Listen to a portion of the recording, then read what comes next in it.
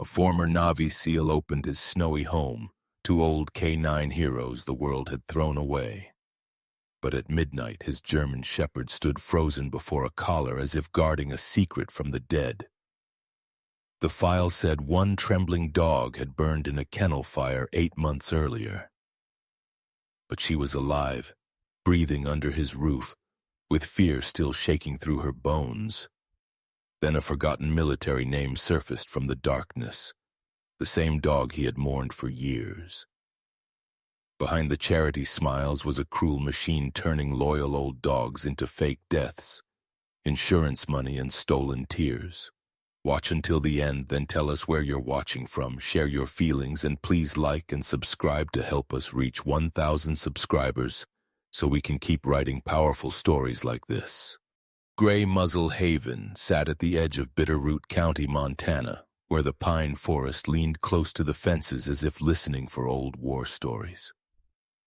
In winter, the place looked less like a shelter and more like a forgotten outpost. Snow gathered along the roofs of the kennels. Wind moved through the trees with a low, patient voice. At dawn, when the sky was still the color of cold iron, smoke rose from the chimney of the small cabin where Kieran Stowe lived with the dogs no one else wanted anymore. Kieran was 35 years old, a former Navy SEAL, though he rarely said those words aloud. He stood about 6 feet tall, lean and compact, with the kind of strength that came from discipline rather than display. His face was clean-shaven, hard-boned, with a square jaw and sharp cheekbones, and his dark brown hair was cut short in a military style, though a little longer now than regulations would have allowed. Northern wind had weathered his light skin, and his gray-blue eyes carried the quiet weight of a man who had learned to count exits before he counted blessings. He wore the same practical uniform almost every day, an old olive-gray tactical combat shirt softened by years of washing, earth-brown combat pants with worn knees and sagging cargo pockets, a dark tactical belt, old military boots, and a scratched watch on his left wrist. He moved through the morning with exactness. First wood into the stove, then water bowls checked, then pills crushed into soft food, then the slow parade of old heroes. A retired police shepherd with cloudy eyes, a search dog whose hips trembled when he stood, a black lab who still wagged at the sound of a siren, though no one called him to duty anymore. Kieran knew every limp, every scar, every small fear. One dog hated thunder, another flinched at raised voices, another slept only if her back touched a wall. To other people they were old dogs, to Kieran they were soldiers after the songs had ended. Beside him walked Orion. Orion was an 8-year-old German Shepherd, male, yellow-black coat, thick against the cold, his muzzle beginning to silver around the edges. His chest remained deep and powerful, but one rear leg stiffened on bitter mornings. His upright ears caught every sound, his amber eyes missed very little. Around his neck was an old brown leather collar, rubbed pale at the edges. Orion had served beside Kieran years before, not as a pet, not at first. In those days he had been a partner, a warning system, a silent prayer with teeth. Now he walked the property like an aging king inspecting a wounded kingdom. "You're limping," Kieran said. Orion looked up at him. Kieran sighed. "Fine. You're not limping. The ground is wrong." The old shepherd gave a small huff, almost offended. That was the nearest thing to laughter Grey Muzzle Haven usually heard before breakfast. Yet beneath Kieran's routine lived a grief he never named in daylight. Years ago, in a country of dust and broken walls, there had been another dog, Havoc. A military working dog with a black mask, fierce eyes, and a loyalty so complete it had seemed carved by God's own hand. Kieran had not been Havoc's handler, but he had been there the night everything went wrong. There had been shouting over the radio, fire in the distance, a handler screaming, then a voice reporting that Havoc had not survived. Kieran had believed it. He had carried that belief like shrapnel under the skin. After leaving the teams, he built Grey Muzzle Haven because he could not go back and save Havoc. So he saved whoever still had breath left. Old dogs, broken dogs. Dogs whose metals had been packed away while their bodies continued to ache. By late afternoon, snow began to fall in thin white threads. Kieran was repairing a gate hinge when Orion stopped beside him and lifted his head. The shepherd's body went still. A vehicle was coming up the long gravel road. Kieran stood, wiped grease from his fingers, and watched a white transport van roll between the pines. The side panel carried a clean blue logo, Patriot Paws Renewal. Beneath it, in polished letters, was the slogan, "Honoring every hero's last mile." Kieran did not like slogans. They often asked people to feel before they asked them to think. The van stopped near the main kennel. The driver's door opened and a young woman climbed out. She was small and thin, 27 at most, with narrow shoulders folded inward as if she expected the world to strike first. Her name tag read Nora Whitlock. Her brown blonde hair was tied low and messy, and dark half-moons sat beneath her pale brown eyes. She wore an ash-gray hoodie under a worn Navy transport jacket, dark jeans, brown work boots, and an employee badge that hung crooked from her chest. She held a clipboard too tightly. "Kieran Stowe?" she asked. "That's me." "I'm Nora, from Patriot Paws." Her eyes flicked toward the road behind her. "I have the transfers." Orion remained beside Kieran, quiet but alert. Kieran noticed Nora's hands. They were cold, yes, but that was not why they shook. "How many?" he asked. "3. You were supposed to call from the junction." "I know, I'm sorry, signal dropped." She looked back again. "Can we unload them?" Kieran studied her for another second, then nodded. The first dog down the ramp was a Belgian Malinois female, 10 years old, lean almost to the edge of frail. Her coat was fawn with a black mask, her ears sharp but uneven in their confidence. One rear leg carried an old injury, and she lowered her body whenever the metal ramp rattled beneath her paws. "Mabel," Nora said softly. "Explosives detection retired." Mabel's eyes were dark, intelligent, and full of a fear that had learned to hide under obedience. The second dog was an 11-year-old yellow Labrador named Duke.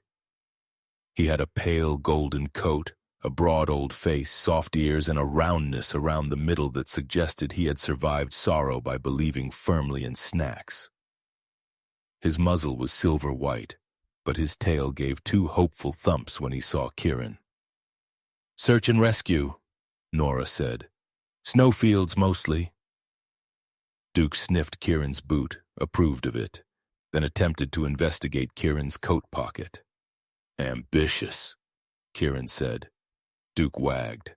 The third was Roscoe, a 9-year-old bloodhound with a deep reddish-brown coat, long, drooping ears, loose folds of skin around his solemn face, and eyes so sad he looked as though he had personally attended every funeral in Montana.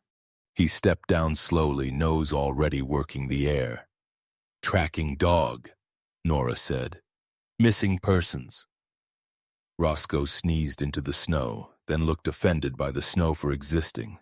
For one brief moment, the old yard felt almost normal. 3 tired dogs, 1 anxious driver, Orion watching like a judge with fur, then Mabel's leash clip struck the ramp. A small metallic click. Mabel collapsed low, trembling. Orion moved. He did not bark. He did not bare his teeth. He stepped forward, nose going first to the air, then to Mabel's collar.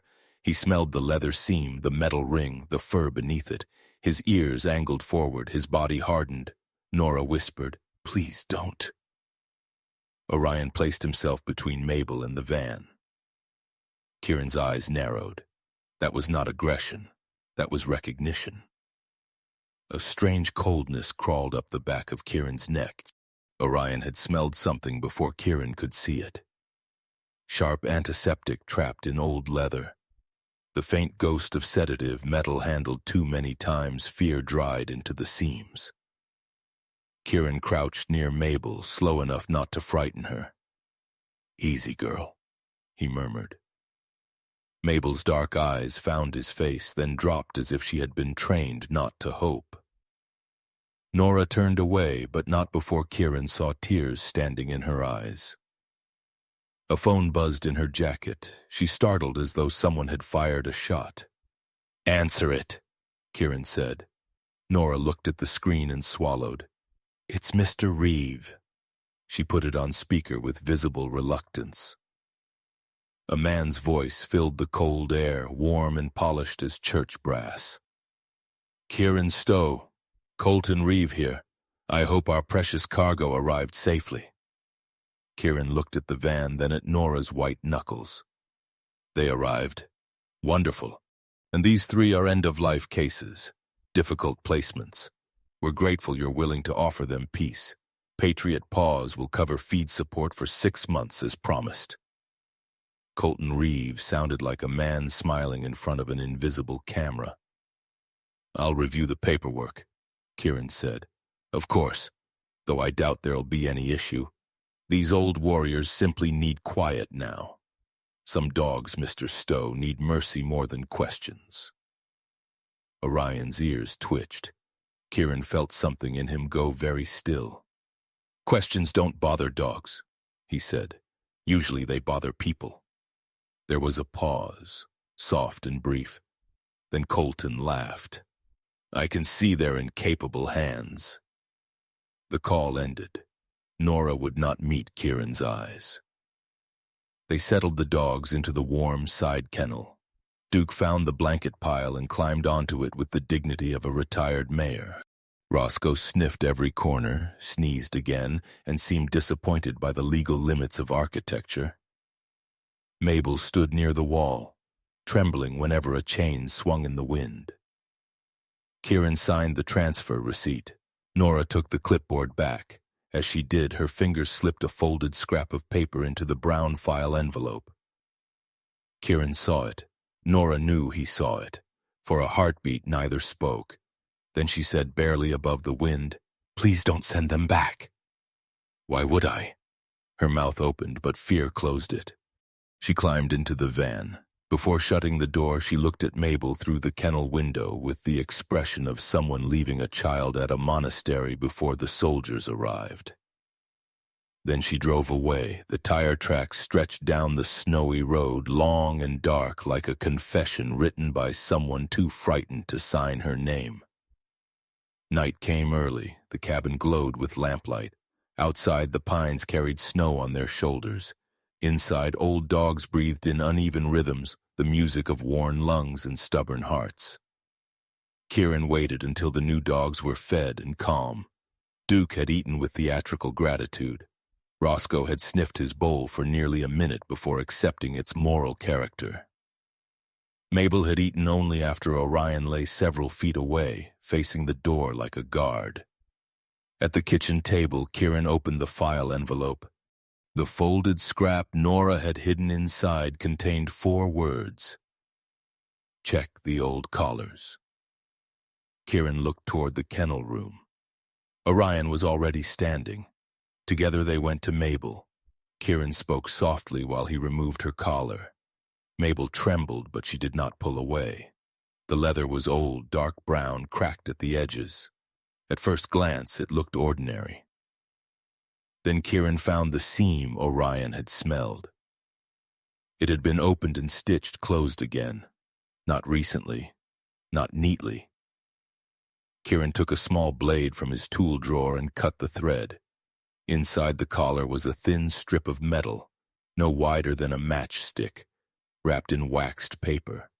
Numbers had been etched into it. Beneath them was a name. Not Mabel. Kieran read it twice. Then he took out his basic chip scanner and passed it over Mabel's shoulders. The device beeped. A number appeared. He compared it to the transfer paperwork, and the numbers did not match. He could not access insurance records. He could not prove a crime. Not yet. But the truth had shifted under his feet. The dog sleeping under his roof had once belonged to another name. Later, near midnight, Kieran tried to sleep. Orion did not. The old German Shepherd lay outside the small file room, head raised, amber eyes fixed on the door. Every time Kieran shifted in bed, Orion remained still, not restless, not confused, waiting. Kieran finally rose, pulled on his shirt, and opened the file room. Orion entered first and went straight to the brown envelope Nora had left behind. With careful teeth, he drew out a second sheet that had slipped beneath the transfer forms. It was a blurred photocopy, a certificate. Kieran carried it to the lamp. The paper listed a canine service casualty report. The letters were faint, but readable. Name, Mabel. Status, deceased in kennel fire. Date of death, 8 months prior. Kieran stood very still. Behind him, in the warm kennel room, Mabel slept beneath a yellow blanket. Her paws twitched in a dream. Her breath came soft and frightened and alive. On paper, she had been dead for 8 months. Under Kieran's roof, she was still breathing. And Orion, old and silver-muzzled beside the door, watched the night as if justice itself had finally found the road to Grey Muzzle Haven. Morning came pale over Grey Muzzle Haven, thin and colorless like a candle burning behind frosted glass. Kieran Stowe did not sleep much after finding the certificate. He sat at the kitchen table until dawn, the old photocopy lying beside his coffee, the metal tag from Mabel's collar wrapped in a square of cloth. Outside, the dogs stirred one by one, their bodies stiff from age, their paws slow against the wooden floor of the warm kennel room. Mabel was alive. That was the only fact Kieran trusted. Everything else had become fog. He did not rush to call every agency he could think of. He did not accuse Patriot Paw's renewal on social media, though he knew some people would have done it before breakfast. Kieran had survived too many operations to mistake suspicion for proof. A wrong move could get the dogs taken back. A louder wrong move could make evidence disappear. So he began with what he had: a dog, a mismatched chip, a hidden metal strip, a woman's frightened warning. Orion watched him from the doorway. The 8-year-old German Shepherd stood with his yellow-black coat catching the low light, one rear leg held stiffly beneath him. His amber eyes were calm but not relaxed. Orion had the look he wore before bad weather, before gunfire, before a door opened onto something men had pretended not to build. "We do this slow," Kieran said. Orion blinked once. Mabel rode in the back of Kieran's truck inside a padded travel crate. The 10-year-old Belgian Malinois lay low, her fawn coat dull against the blanket, black mask making her eyes look even larger. She did not whine. That troubled Kieran more than whining would have. Fear with no sound was fear that had been trained to survive. Orion sat beside the crate, not touching it, just near enough for Mabel to know someone stood between her and the world. The veterinary clinic sat on the edge of town, a white building with blue trim and a sign that read Crane Animal Care. The parking lot had been plowed poorly, leaving ridges of dirty snow near the curb. Inside, the air smelled of disinfectant, wet dog, and coffee left too long on a burner. Dr. Lydia Crane came out from the back with a clipboard in her hand. She was 44, slender and tense, with light skin, tired green eyes, and light brown hair tied low at the nape of her neck. A few early silver strands showed near her temples. She wore a pale gray turtleneck beneath a white veterinary coat that had been washed many times, but never fully freed of antiseptic smell. Thin glasses hung from a cord around her neck. Her face had the intelligent, strained look of someone who had spent years saving animals, and months hiding from something that had begun to eat her from the inside. "Kieran," she said, "I didn't know you were coming." "Would have called," he said. Didn't want the answer rehearsed. Her eyes flicked to Orion, then to the crate. When Kieran opened it and Mabel stepped out, Lydia's face changed. It happened fast, Less than a heartbeat. Her mouth softened with recognition, then tightened shut. Kieran saw it. Orion saw something else. The German Shepherd moved forward, nose lifting toward Lydia's coat sleeve. He did not growl. He smelled the cuff, the air between Lydia and Mabel, the edge of the exam table. Then his ears angled forward and his body settled into a stillness so heavy the room seemed to shrink around him. Lydia pulled her hand back. "Is there a problem?" she asked. "That's what I'm here to find out."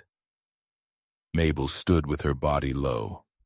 When Lydia reached for the scanner, Mabel flinched at the sound of metal against the tray. Lydia froze, her voice softened. "Easy, girl." The tenderness sounded real. That made the lie beneath it harder to understand. Kieran placed the transfer papers on the counter. "Name says Mabel. Chip number doesn't match. I need a full scan." Lydia swallowed. "Where did she come from?" Patriot pause. The clinic became quieter. Even the young assistant behind the front desk stopped typing for half a second. Lydia ran the scanner over Mabel's shoulder. The device beeped. She looked at the number, then at the paperwork. "That can happen," she said carefully. "With retired working dogs? With older chips, transfers, registry mistakes? Say it plainly." Lydia's fingers tightened around the scanner. "There's an inconsistent registration trail. Possibly a transfer error. Could be a legacy chip conflict." Kieran studied her face. "That's not plain. It's all I can say without pulling the full registry history." "Then pull it. I can't access everything from here." "But you've seen something like this before." Lydia looked down at Mabel, and pain moved across her face like a shadow under ice. "I see a lot of bad paperwork," she said. Orion stepped closer to the exam table. Lydia's eyes flicked to him again. "Your dog doesn't like me. He doesn't dislike people." Kieran paused. "He notices them." The scanner beeped again as Lydia checked a second sight along Mabel's neck. This time, no number came up. Lydia's jaw tightened. Kieran caught the change. "There was another chip," he said. "I didn't say that. You didn't have to." Lydia removed her gloves and dropped them into the trash. Her hands were steady, but her breathing was not. "Kieran, whatever you think you're looking at, be careful. These organizations move dogs across counties, sometimes across state lines. Paperwork gets messy. Messy is when a signature is in the wrong book. This dog was marked dead." Lydia turned pale. For a long moment, the only sound in the room was Mabel's soft, nervous panting. Then Lydia whispered, "I can document that her current chip doesn't match the intake file. That's all." It was not enough, but it was a beginning. By noon, Kieran was sitting in a sheriff's office that smelled of old coffee, printer toner, and wet wool. Deputy Mara Ellison stood across from him with her arms crossed. Mara was 40, tall enough to carry authority without raising her voice, about 5'8", with a sturdy, field-ready build and a square, practical face. Her dark brown hair was tied low and tight, and her gray-brown eyes had the sharpness of someone who had learned to separate grief from evidence. She wore a tan deputy shirt beneath a dark brown duty jacket, black tactical pants, black boots, and a duty belt that looked lived in rather than decorative. She did not look easily impressed. "So," Mara said, "you're telling me a dog rescue nonprofit faked a dog's death, sent that dog to you alive, and forgot to clean up the paperwork?" "No," Kieran said. "I'm telling you one dog's documents don't match her body." "That's less dramatic. It's also all I can prove." Mara's expression shifted by half an inch. She liked that answer more than the first version. Kieran gave her the copy from Lydia, the transfer sheet, and the number from the metal strip. Mara read everything twice. "I've seen people after combat start connecting dots that weren't meant to touch," she said, not cruelly, carefully. "You know that, right?" Kieran looked at her. "I do." And you still think this is real? I think the dog is real. I think her fear is real. I think the chip is real. The rest can earn its place. Mara leaned back, watching him. Outside her office window, Duke had his front paws on the back seat of Kieran's truck and was attempting to lick frost off the glass with deep professional commitment. Mara noticed. That one yours too? New arrival. He looks like he'd confess to anything for a sandwich. He'd also solve most crimes involving sandwiches. Despite herself, Mara almost smiled. She took the papers and went to her computer.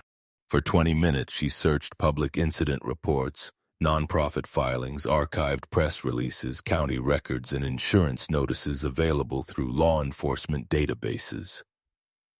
She did not find a smoking gun. What she found was worse in its own quiet way, a pattern. Working dogs memorialized after kennel fires, retired K9s lost in transport accidents. Search dogs reported dead after failed rescue training. Names spread across counties and states like ashes thrown into different rivers, all connected loosely, politely, legally to Patriot Paw's renewal.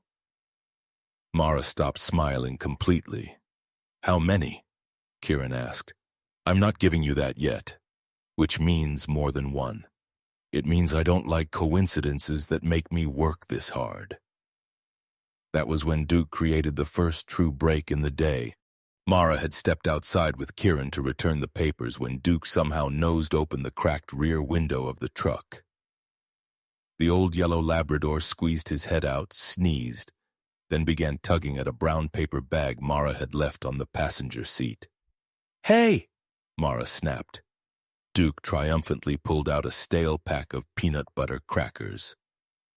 For the record, Kieran said, he has no legal training. He's committing theft in front of a deputy. Duke dropped the crackers, then shoved his nose into Kieran's file bag, rooting with sudden intensity. Not playful now, focused. His old tail stopped wagging. Orion, standing beside the truck, lifted his head. Duke dragged out the envelope from Lydia's clinic, pressed his nose to one corner, and huffed. Mara reached for it, but Kieran stopped her. Wait. Duke sniffed again, then looked toward the road out of town, ears slightly raised. Kieran took the envelope and smelled nothing useful.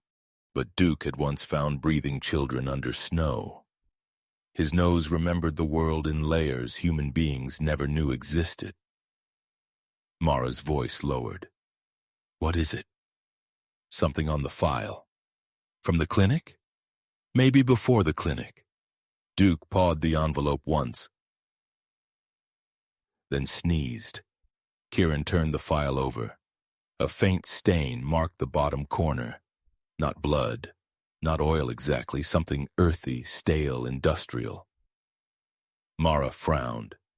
There's an old claims accountant I know, Agnes Vale, worked insurance before she retired. If that code means anything beyond animal registry, she might know. Will she talk? Probably not. Then why go? Mara took the envelope from him. Because dogs don't usually point at accountants. Agnes Vale lived in a small house behind a closed gas station where the pumps had been removed, but their concrete islands remained like old gravestones. Her porch sagged. The wind chimes made from keys trembled above the door. Inside clocks covered the walls. Wooden clocks, brass clocks, plastic kitchen clocks. Each one ticking at a slightly different rhythm. Agnes was 62, small and thin, with a slight bend in her back and sharp blue-gray eyes behind reading glasses. Her short hair was silver blonde and uneven at the ends, as if she trimmed it herself without caring much for mirrors. She wore a faded blue cardigan over an ivory blouse, dark trousers, and black low shoes. Her hands trembled when she took the paper from Mara, though her voice was firm when she said she had nothing to do with Patriot Paws anymore. Any more? Kieran asked.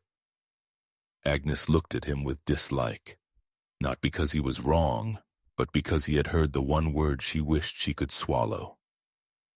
Mara spoke gently. We're not here to accuse you. That's what people say when they've already decided where to aim. Kieran placed the metal strip number on the table.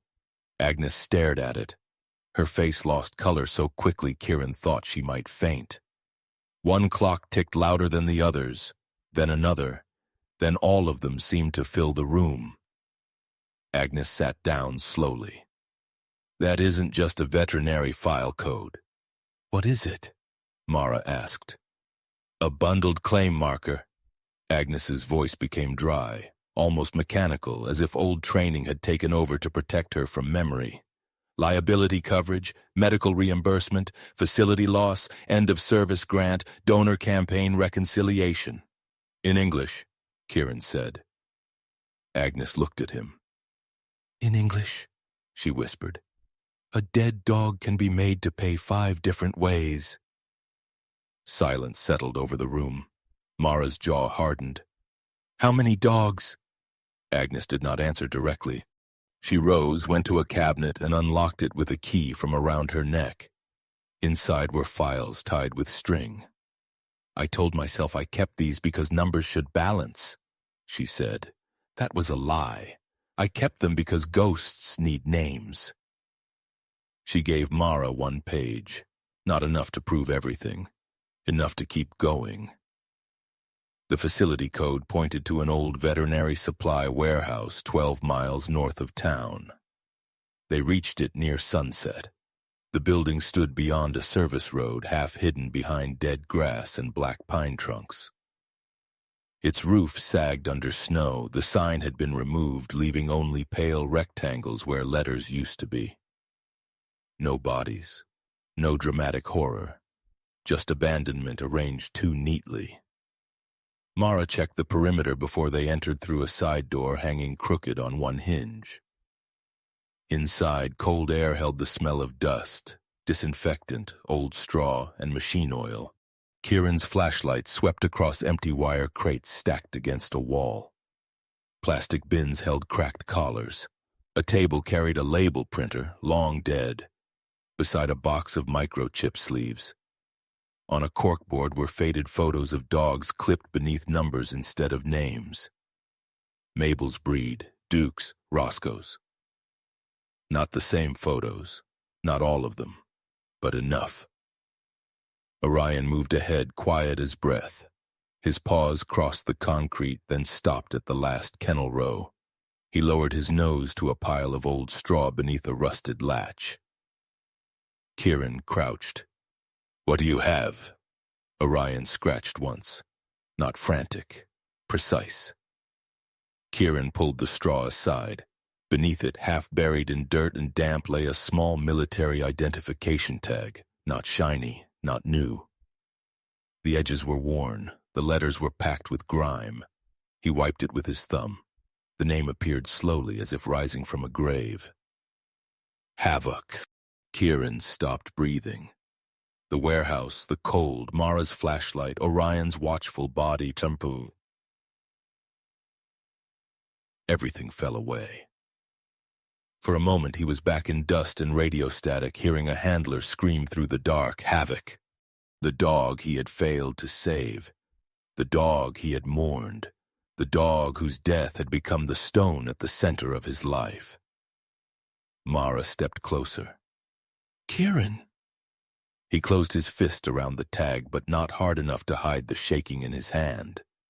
That name, she said quietly. You know it. Kieran looked down at Orion. The old German Shepherd stood beside the empty kennel, amber eyes fixed on him as if the dog had not found evidence, as if he had found a wound. Yes, Kieran said. His voice was barely there. I know it. Kieran Stowe kept the tag in his palm all the way back to Grey Muzzle Haven. He did not put it in his pocket. He did not hand it to Mara. He held it as if warmth might change the letters, as if skin could argue with metal. But the name remained. Havoc. By the time the truck rolled through the gate, evening had settled over the pines. Grey Muzzle Haven glowed softly under its porch lights. a little kingdom of old dogs and patched fences with snow lying thin across the ground like ash after a quiet fire. Orion sat beside Kieran in the truck cab, yellow-black coat catching the dim dashboard glow, amber eyes forward. The old German Shepherd did not push for attention. He had already done his part. He had found the wound. Now he waited beside the man who had to bleed from it. Kieran parked but did not move. Mara Ellison, sitting in her patrol vehicle behind him, watched through the windshield. The deputy did not interrupt. Her square, tired face was lit blue by the computer screen in her cruiser. She had seen enough grief in uniform to know that some silences were not empty.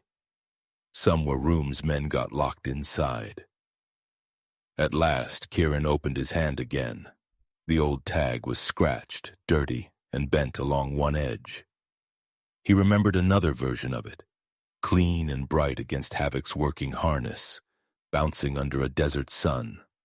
Havoc had belonged to Petty Officer Dan Rusk, a handler with a laugh too big for his chest and a habit of calling every dog sir when they disobeyed. Havoc had been a German Shepherd with a black saddle, fierce eyes, and a confidence that made grown men step aside. In the field, Havoc had moved like a blade with breath. The last night Kieran saw him clearly was full of dust, radio static, and a moon that looked too calm for what men were doing beneath it. There had been a blast somewhere beyond a broken compound wall. Then shouting. Then Dan's voice over comms cracked open with panic. "Havoc's hit! I need evac!" Kieran had been pinned behind concrete, unable to reach them. Later, after the mission broke into fragments and the fragments became reports, Brent Halverson had found Kieran outside a medical tent. Brent was a logistics officer then, broad-shouldered, short-haired, clean in a place where everyone else was covered in dust. He had looked Kieran in the eye and said Havoc had not made it. Quick. No pain. Nothing more could be done. Kieran had believed him because sometimes belief was the only bandage a soldier had. Now, years later, Havoc's name had come back from beneath old straw in a forgotten warehouse. Kieran stepped down from the truck. Mara approached slowly. "You don't have to tell me tonight." "Yes," Kieran said, voice low. "I do." Inside the cabin, the dogs shifted and sighed in their sleep. Mabel lay near the stove, still wary, her fawn body curled tightly beneath a blanket. Duke had somehow found the warmest rug and occupied it with the confidence of a king claiming conquered territory. Roscoe slept with his long ears spread like old leather maps. Kieran set Havoc's tag on the kitchen table. Mara stood across from him. Her duty jacket was damp with melted snow. She looked from the tag to Kieran's face. "Havoc was military working dog," Kieran said. "Not mine, a teammate's. He was reported dead overseas." "Reported by who?" Kieran hesitated. "Brent Halverson, logistics. He handled animal transfer records, post-mission dispositions, medical evacuation chains. If anyone could move a dog on paper." He stopped. Mara finished quietly. It would be him. Kieran's jaw tightened. The thought had shape now. That made it worse. Mara took out her notebook. "The tag doesn't prove Havoc lived after that night." "No. It proves someone tied to this mess had access to military canine records or military property. Yes. That changes jurisdiction. It also changes motive." Mara looked at him. "You think this goes beyond retired police dogs?" Kieran looked toward Mabel asleep by the stove, then down at the name on the tag. "I think old dogs became loose ends." The next morning, Mara brought the matter to Sheriff Dale Huxley. Huxley's office sat in the center of Bitterroot County's sheriff's station. Walls crowded with framed fishing photos, local awards, and a faded picture of him shaking hands with a governor. He was 59, heavy through the shoulders and middle, with a square face reddened by winter and years of swallowing stress with bad coffee. His dark gray hair was cut short. He wore a tan sheriff shirt, dark duty jacket, black tactical pants, and a broad belt that creaked when he leaned back. His pale brown eyes were not cruel, but they often searched for the safest answer before the right one. Mara laid the documents on his desk. The clinic note, the pattern of reported dog deaths, Agnes Vale's claim explanation, and a photograph of Havoc's tag. Huxley read with a frown that deepened slowly. Then he took off his glasses and rubbed the bridge of his nose. "Mara," he said, "Patriot Paws has raised more money for retired service dogs than any group in this county. That doesn't make them clean. It does make them visible." He tapped the papers. "And visibility means lawyers. We have enough to ask questions. We have enough for you to get sued by a non-profit with half the town on its donor list." Mara's eyes cooled. A dog listed dead is alive. A paperwork irregularity. There are several.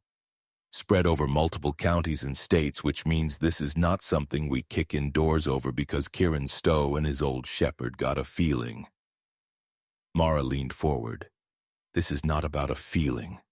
Huxley pointed to the photo of the tag. "And this? You know what this looks like?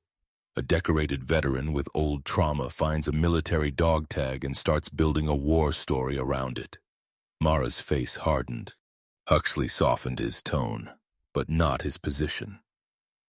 "I'm not calling him a liar.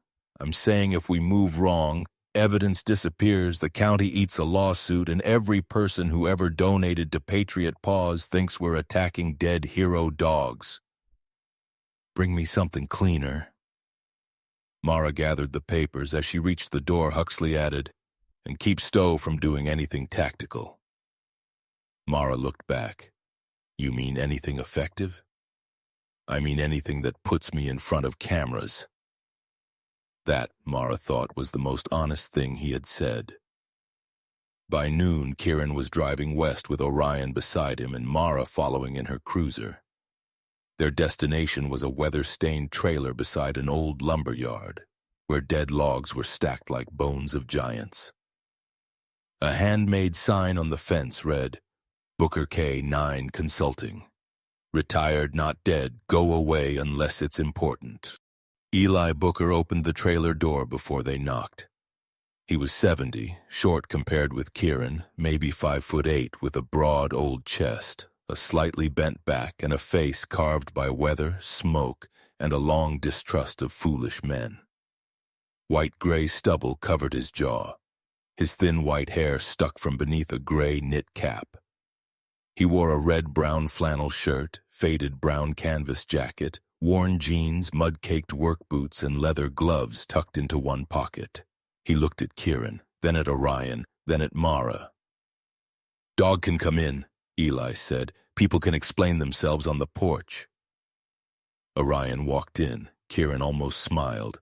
Inside Eli's trailer smelled of coffee, dog balm, gun oil, and old paper. Photos lined the walls, handlers with dogs, dogs with medals, dogs asleep under folding chairs after long days of work. Eli's roughness softened whenever his eyes landed on Orion. "Fine shepherd," he muttered. "Hips? Cold mornings?" Kieran said. "Glucosamine? Daily. Don't overwork him. He overrules me. They do that when they're smarter." Kieran placed Mabel's repaired collar and Havoc's tag on the table. Eli's humor vanished. He picked up the collar first, turning it in his scarred hands. His fingers found the seam without guidance. Then he took a magnifying glass from a drawer and studied the stitching. "Whoever opened this knew what they were looking for," he said. "What do you mean?" Mara asked. "This isn't pet owner nonsense. This is field transfer hiding. Small metal identifier tucked inside leather. Old trick. Used when tags could be removed, lost, swapped, or photographed by the wrong people." "Military?" Kieran asked. "Military, federal task forces, contractors who liked pretending they were military." Eli set the collar down and picked up Havoc's tag.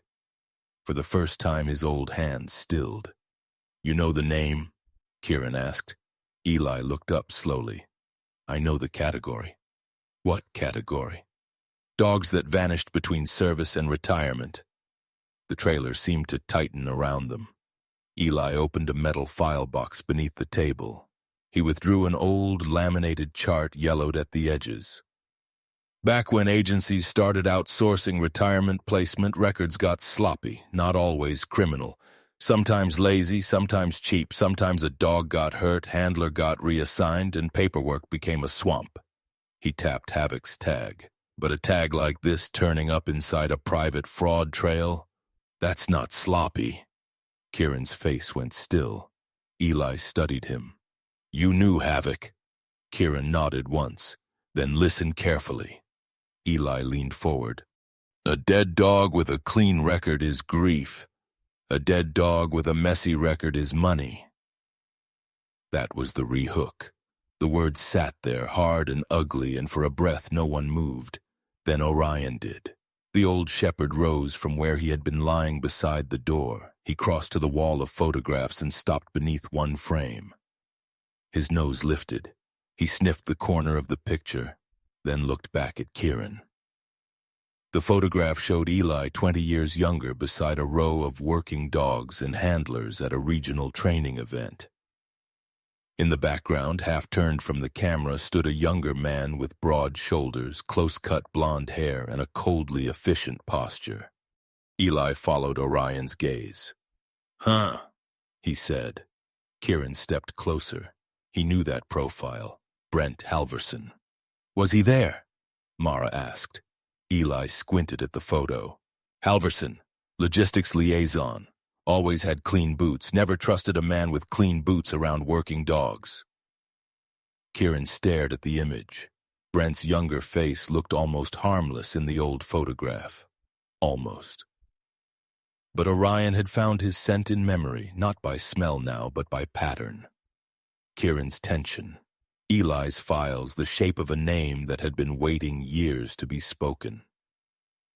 By late afternoon, they returned to Grey Muzzle Haven with more questions than proof. Agnes Vale arrived soon after, driven by Mara clutching a brown folder against her chest. In the cabin light, the 62-year-old former accountant looked smaller than she had in her clock-filled house. Her silver blonde hair was tucked behind one ear. Her blue-gray eyes avoided the dogs at first, then settled on Mabel with a grief so specific Kieran knew she was counting more than numbers. "I found archived summaries," Agnes said. "Not full claims, summaries." She spread several pages on the table. Patriot Paws had taken dogs from municipal K-9 units, private rescue teams, security contractors, and retired military programs. Some were listed as end-of-life transfers, some as medical surrenders, some as post-service memorial cases. "When a dog no longer had an active handler," Agnes said, voice trembling. "When the department merged, when the handler died, when the training center closed, no one followed the leash." Kieran looked at the papers. Names blurred, dates stacked.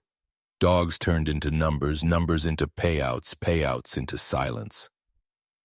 Agnes touched one line. "That's where the money begins, not with one huge policy, but to see.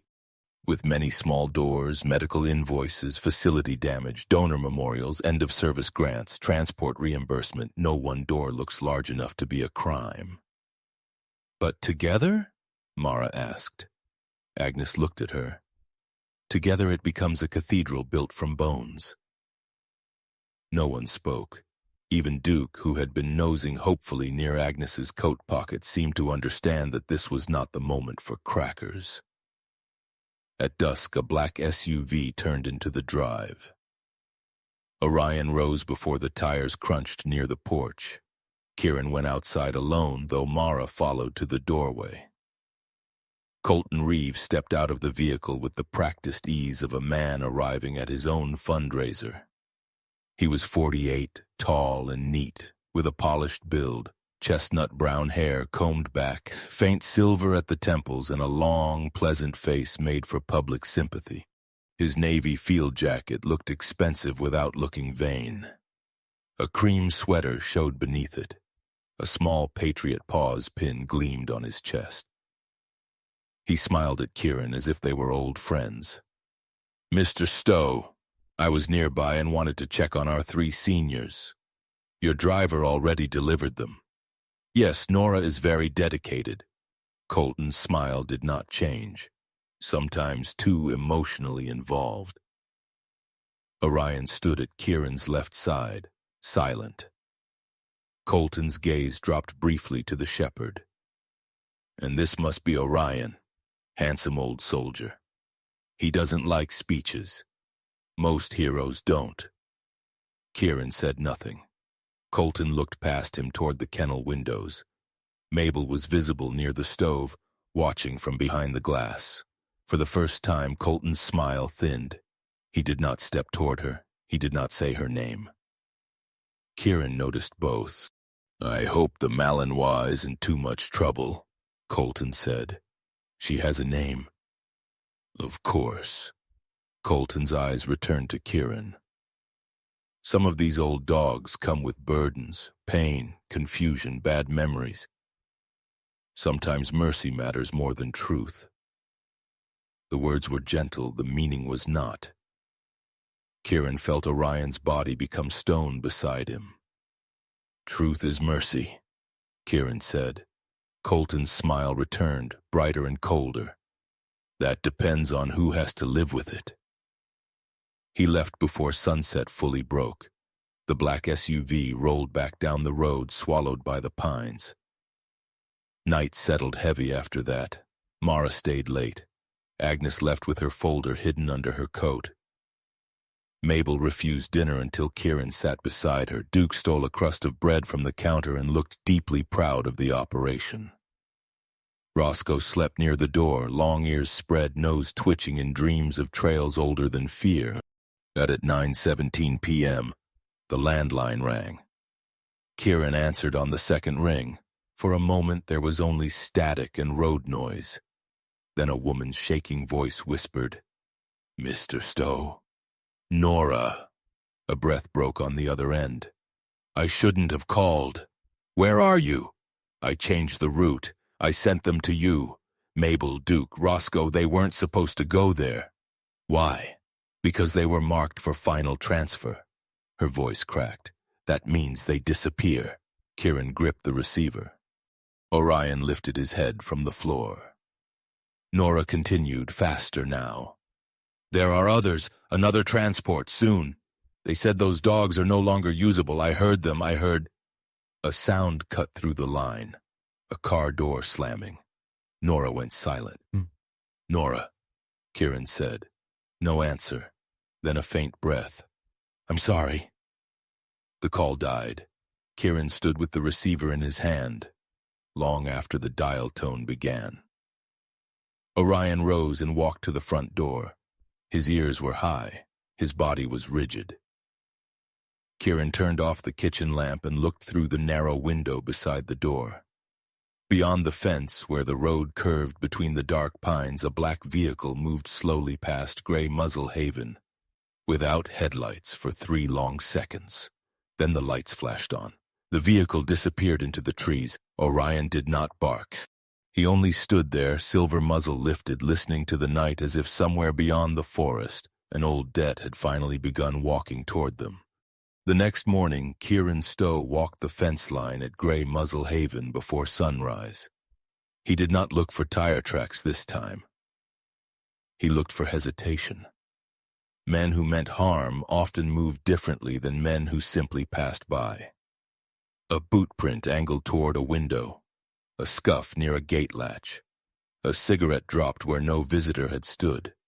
Kieran had learned long ago that danger rarely announced itself. It left grammar in the dirt and expected no one to read it. Orion moved beside him, slower than Kieran liked. The 8-year-old German Shepherd's yellow-black coat was dusted with frost. His amber eyes steady, his silvering muzzle lifted to the wind. His rear leg was stiff, but he refused to let Kieran see too much of it. Inside the kennel room, Mabel lay awake under her blanket. Duke snored with the moral certainty of a creature who had stolen nothing recently enough to be convicted. Roscoe stood near the side door, his long reddish-brown ears hanging like damp leather curtains, nose twitching toward the north road. That was where Kieran looked next, north, toward the place Nora's broken warning had pointed without naming. By mid-morning, Deputy Mara Ellison arrived in her patrol vehicle, followed by Eli Booker in a rusted pickup that sounded as if every bolt had filed a complaint. Mara stepped out wearing her tan deputy shirt beneath her dark brown duty jacket, her face tight from lack of sleep. Eli climbed down more slowly, red-brown flannel visible beneath his battered canvas coat, gray knit cap pulled low over his thin white hair. "You bring the bloodhound?" Eli asked. Kieran nodded toward Roscoe, who had already climbed into the back of the truck and looked deeply burdened by the responsibility of existing. "Good," Eli said. "Nose like that is wasted on sleeping by a stove." Roscoe yawned in Eli's direction. Mara unfolded a county map across Kieran's hood. Northline K9 Assessment Center, officially inactive for 2 years. Property sits just outside Clean County jurisdiction, part private, part leased, part tangled in paperwork. "Convenient," Kieran said. "Very. Can we enter?" "Not without probable cause strong enough to survive a judge and a lawyer with polished shoes." Mara tapped the map. "But the access road cuts along public land near the drainage ditch. Waste pickup area is outside the inner fence. If we see something from there, collect something discarded there, or track scent from public ground, we're safer." Eli grunted. "Law's a funny thing. Won't let you open the devil's door, but if the devil throws trash over the fence, you can read it." They left just before noon. Northline sat behind a bend in an old service road, half swallowed by black pines and winter grass. The sign by the entrance had faded to a ghost of blue letters. The main gate was chained, but the chain was new. Snow lay around the front drive in uneven sheets marked by fresh tire tracks from at least 2 vehicles. The building itself looked abandoned from a distance. Sagging gutters, dead weeds, cracked concrete, a low roof pressed down by snow, but Kieran saw what abandonment should not have. A clean padlock, fresh boot prints, a strip of warm exhaust stain on snow near a loading bay, a black security camera mounted under the eave, angled slightly too well for a dead facility. He crouched near the roadside ditch and studied the wind. Mara stood beside him. "I don't even think about climbing that fence. I'm thinking about how badly they want people to think nobody comes here." "That thought is legal." Eli stayed near the truck, binoculars raised. "East side has a blind spot between the pine break and the old disposal area." Kieran looked at Roscoe. "You ready?" The old bloodhound lowered his nose to the snow, inhaled once, and became a different creature. The sadness in his face remained, but something ancient woke beneath it.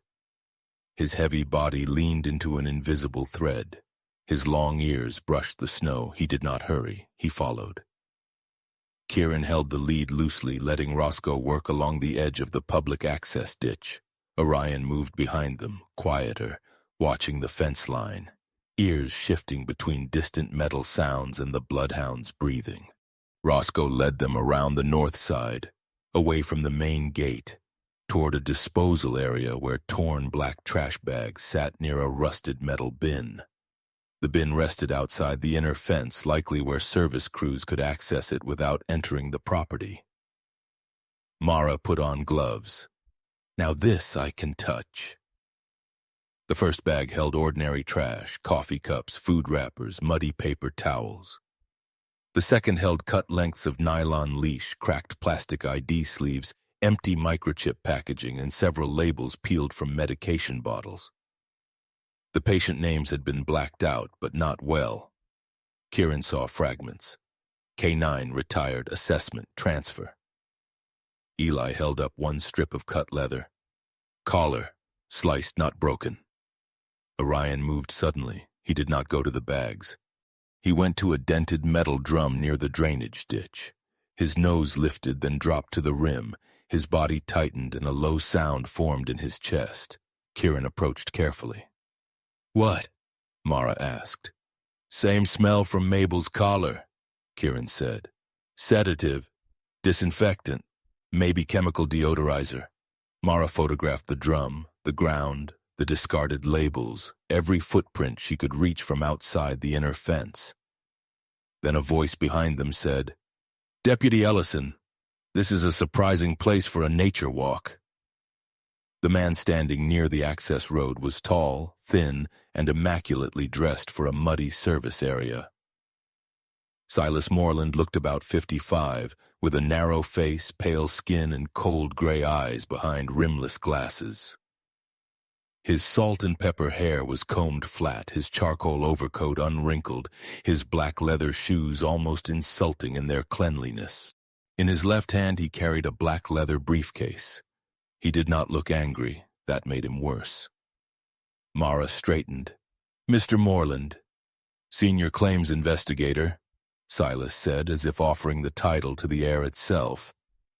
"I handle several matters involving Northline's remaining corporate obligations.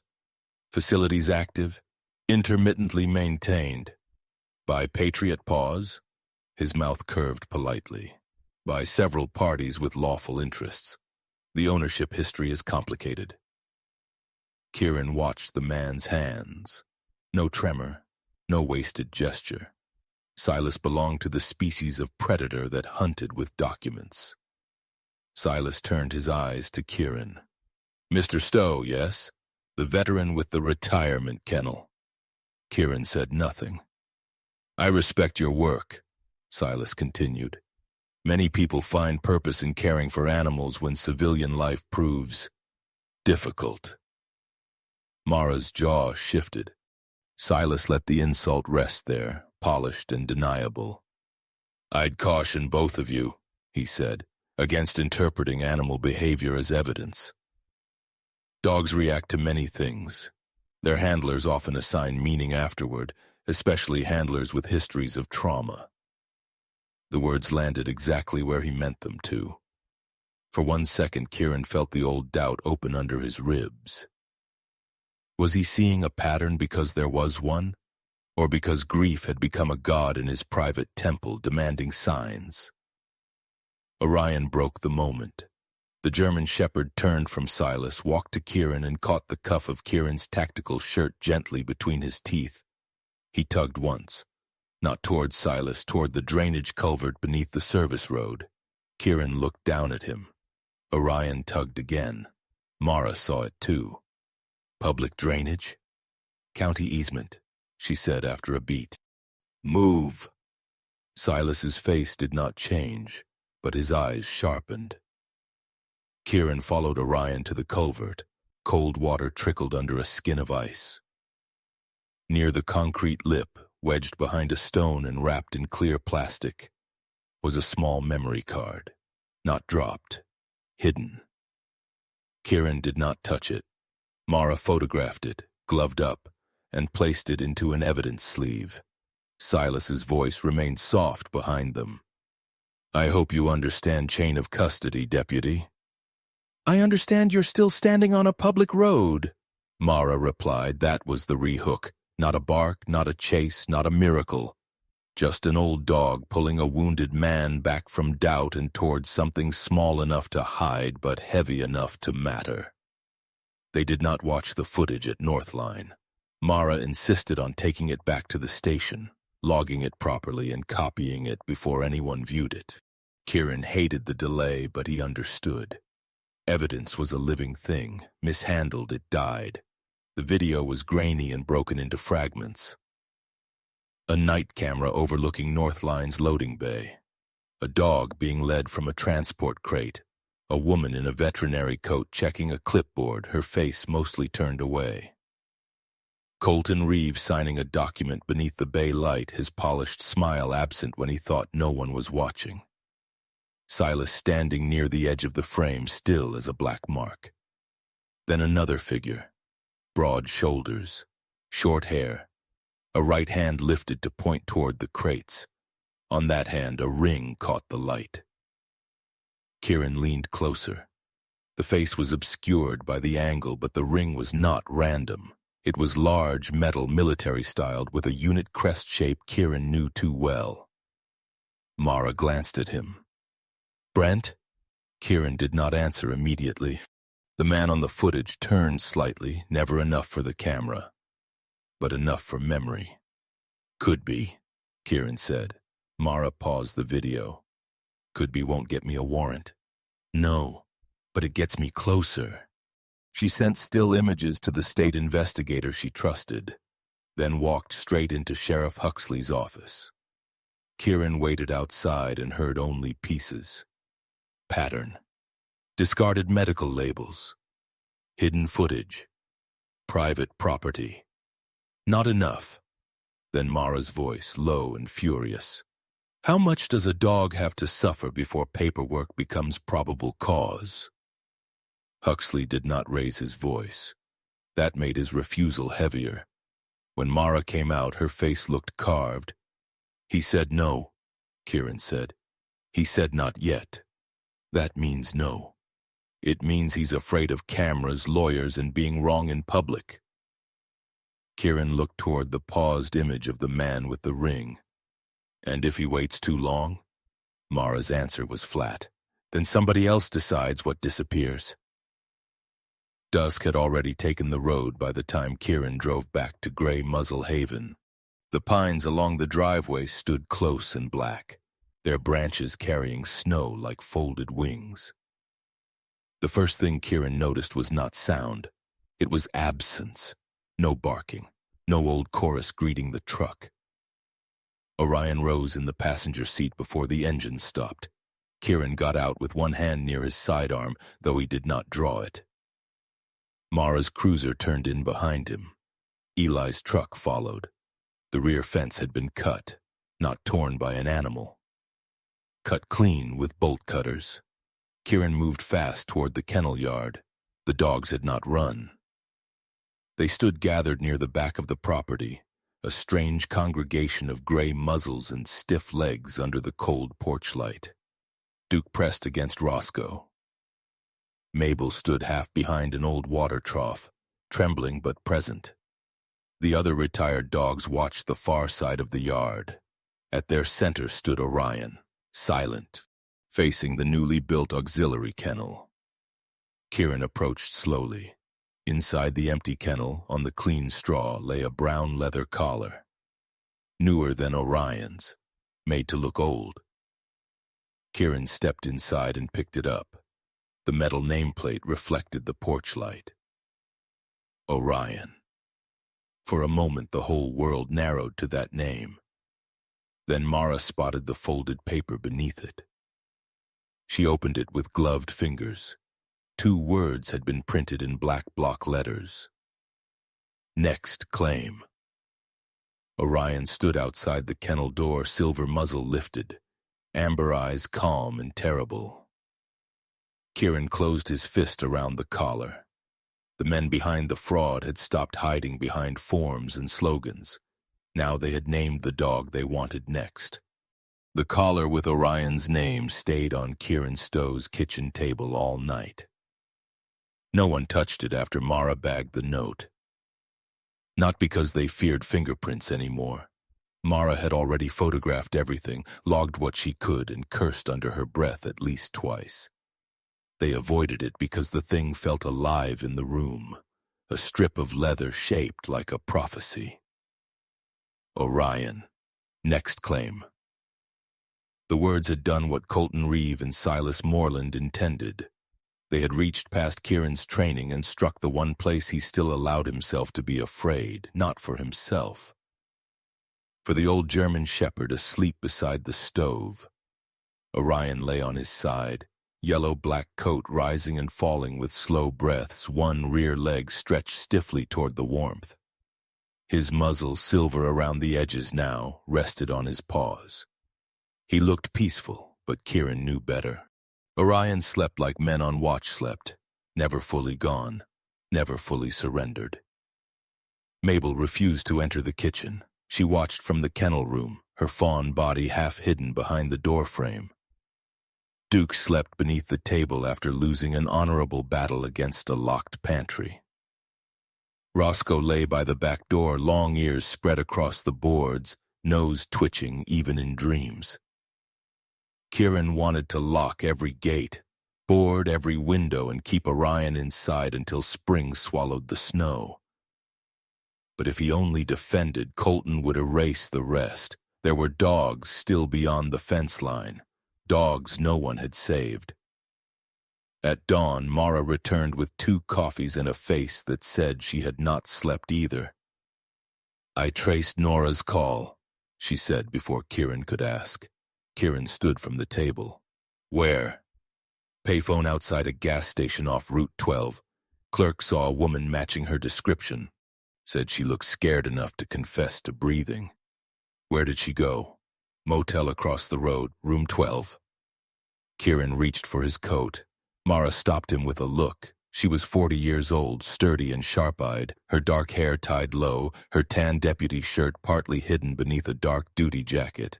She carried exhaustion like equipment, unpleasant but necessary. "I'm going first," she said. "You're not kicking a door because your dog got threatened." "I don't kick doors unless they earn it." "Good. Then don't let this one earn it." The motel sat beside the highway like a thing built for people who did not want to be remembered. Its sign buzzed weakly in the cold. A tired man behind the desk glanced up from a small television when Mara entered. He was middle-aged, balding with a soft belly under a red flannel shirt, the kind of man who had learned not to ask questions unless money was missing. Room 12 was at the end of the row. Mara knocked first. "Nora Whitlock, Deputy Ellison, we need to know you're safe." Silence. Then a chair scraped inside. The door opened on the chain. Nora's face appeared in the gap, pale and hollow-eyed. Her brown blonde hair was loose now, tangled around her cheeks. She still wore the ash-gray hoodie from the day she brought the dogs, but without the Patriot Paws jacket. She looked smaller without the badge, as if the lie had been holding her upright. When she saw Kieran behind Mara, she began to cry. Not loudly, not theatrically. Her whole body simply lost the strength to continue pretending. Mara eased the door open and checked the room. A 1 bed, 1 chair, 1 cracked mirror, 1 plastic bag with gas station food inside. No weapon, no second person, no luggage except a backpack half-zipped on the floor. Nora sat on the edge of the bed with her hands locked between her knees. "I didn't know at first," she said. No one had asked yet. The confession came because it had been trapped too long. "I thought they were good people. Patriot Paws. I really did. They had videos of old dogs getting beds, medicine, birthday cakes. Mr. Reeve knew all their names on camera. He cried once at a fundraiser. I thought people who cried for old dogs couldn't be monsters." Kieran stood near the door, giving her space. "What did you do for them?" "Transport coordination, mostly. Moving dogs between intake centers, clinics, foster homes, training evaluations." She swallowed. "Northline sometimes." Mara's eyes sharpened. "What did you see?" "At first, just mistakes. A dog listed under one name at pickup and another name at drop-off. Chips that didn't scan right. Folders with old photos paper-clipped over new ones. I asked about it, and they said retired working dog records were messy." "They are," Kieran said. Nora looked at him, desperate for punishment and forgiveness at the same time. "That's why it worked." She pulled a notebook from her backpack. The cover was bent, the pages stuffed with receipts, copied transport sheets, and handwritten lists. "I started writing down kennel numbers, real names when I heard them, fake names on the forms, dates." Mara took the notebook carefully. "Why not bring this to us?" Nora laughed once, but it broke in the middle. "Patriot Paws sponsors the Sheriff's K9 Memorial Dinner every year. Their logo is in your lobby. Mara did not argue. And Mr. Reeves said if I talked, he'd report me for theft. He said I falsified routes. He said no one would believe a driver over an organization full of donors and veterans. Nora wiped her face with her sleeve. He was probably right. Kieran's voice was quiet. But you sent Mabel, Duke, and Roscoe to me. Nora nodded. They were marked for final transfer. What does that mean? Nora closed her eyes. It means no foster, no adoption, no follow-up. They disappear from the living system. Mara's mouth tightened. Nora opened the notebook to a page marked with 3 underlined headings. First, they rename them. Sometimes change the chip, sometimes list them deceased. Second, they create medical charges, sedation, rehab, burn care, trauma assessment, end-of-life consultation. Third, the story goes public. A hero dog dies, people donate, insurance pays, grants reimburse. The same dog or the same body of paperwork can feed the machine more than once. Kieran looked out the motel window at the highway. Cars passed, ordinary people inside them carrying coffee, arguments, grocery lists. None of them knew that somewhere behind polished charity language, old dogs had become ghosts forced to perform grief for money. Nora whispered. Some of them were memorialized online while I could still hear them barking in the back kennels. That was when Kieran had to look away. The rehook came not from a shout, but from something small. Nora reached into her backpack again and pulled out a cracked rubber ball. Red once, now faded almost brown. She held it like evidence from a shrine. This belonged to Mabel, she said, before they changed her file. She wouldn't touch people, but she carried this everywhere. Kieran took the ball. Back at Grey Muzzle Haven, Mabel had refused every toy he offered. But when Nora arrived 2 hours later under Mara's protection, and placed the cracked ball on the floor of the kennel room, Mabel froze. The 10-year-old Malinois stared at it. Her body trembled, then slowly, painfully, she stepped forward. She touched the ball with her nose and made a sound so soft it was almost not a sound at all. A broken breath from somewhere before fear. Orion stood several feet away, silent. Duke stopped chewing his blanket. Roscoe lifted his mournful head. For one brief moment, the old dog was not a file, not a claim, not a false death certificate. She was Mabel, just Mabel, remembering herself. Nora covered her mouth and wept. Agnes Vale arrived by noon, carrying her brown folder like a burden from church. The 62-year-old former insurance accountant looked frailer in daylight. Her silver blonde hair tucked behind one ear, blue-gray eyes rimmed red. She wore her faded blue cardigan and black shoes, and her hands shook as she spread Nora's notes across Kieran's table.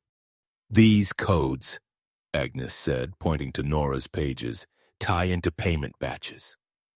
Nora sat opposite her, shoulders hunched.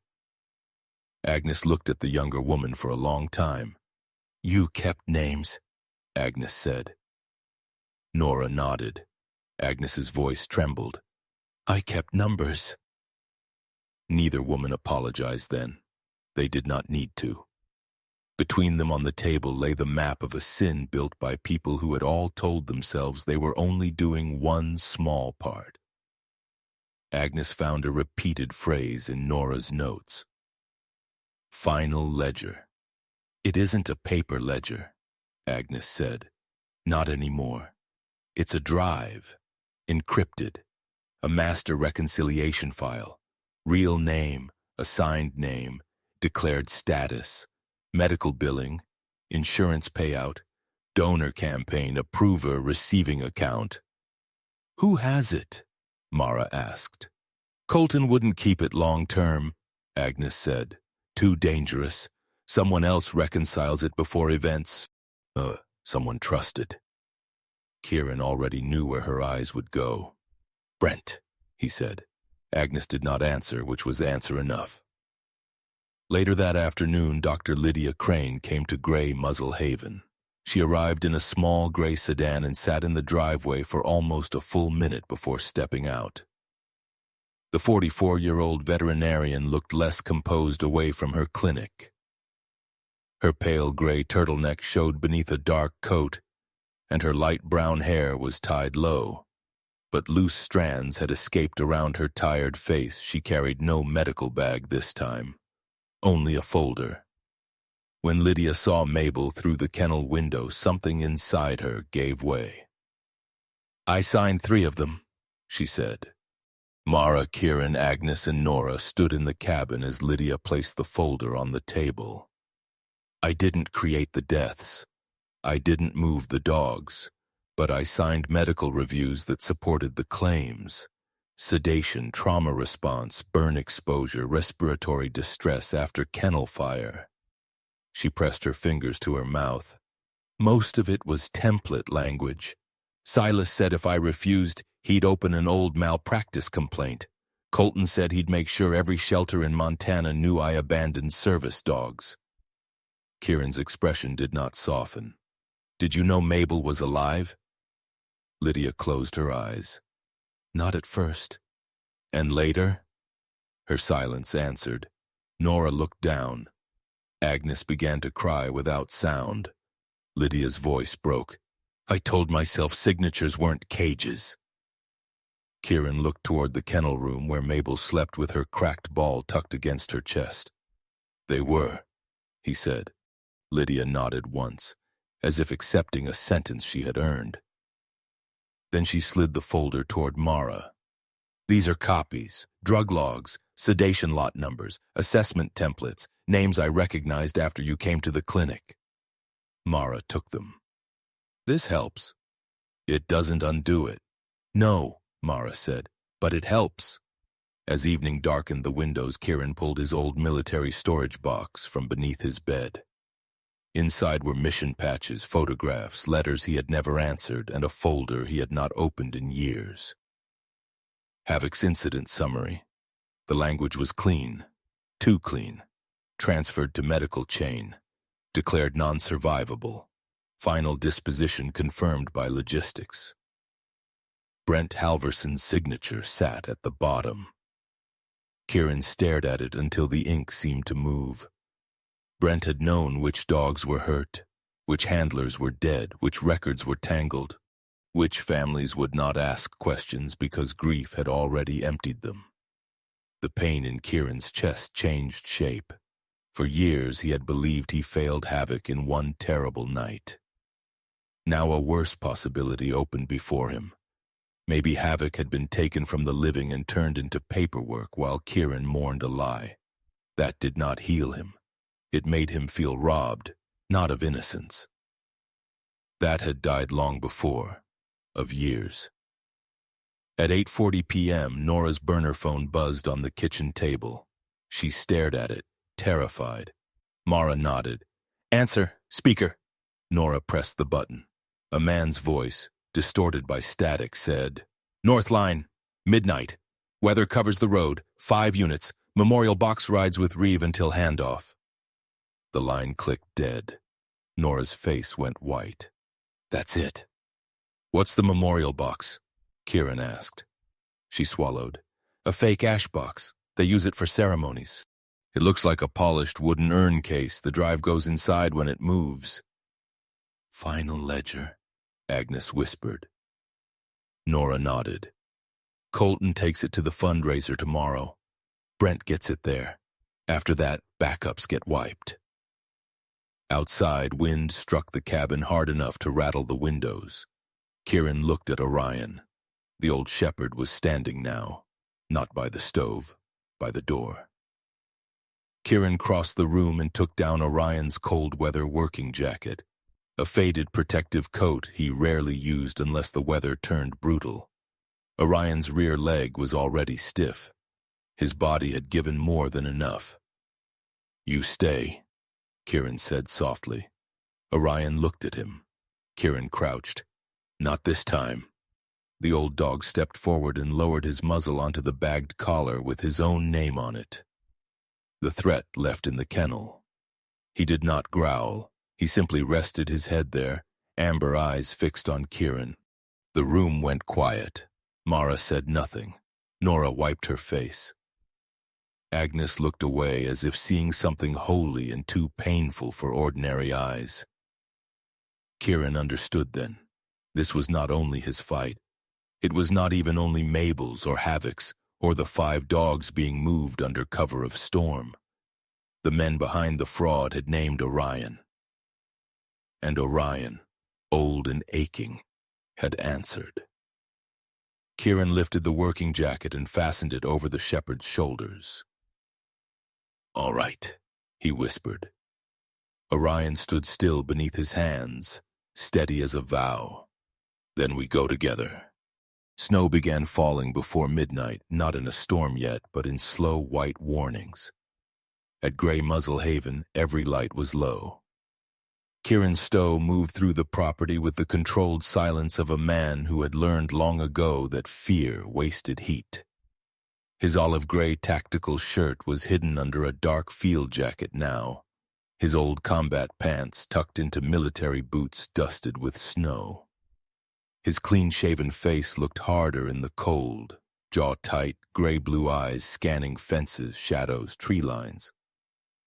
Beside him, Orion wore his faded working coat. The 8-year-old German Shepherd looked older beneath it, not weaker, just more sacred somehow. Yellow-black fur silvered at the muzzle, amber eyes steady, rear legs stiff but still obeying the old map of duty in his bones. Kieran wanted to tell him again to stay inside. He did not.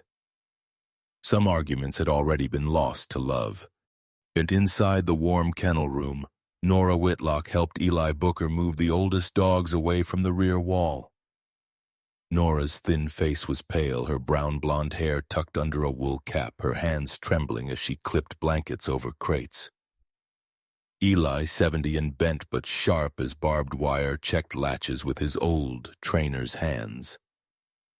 "No hero nonsense tonight," Eli muttered. "Old dogs bark, point, smell, and stay alive. That's the job." Nora nodded, though fear kept catching in her throat.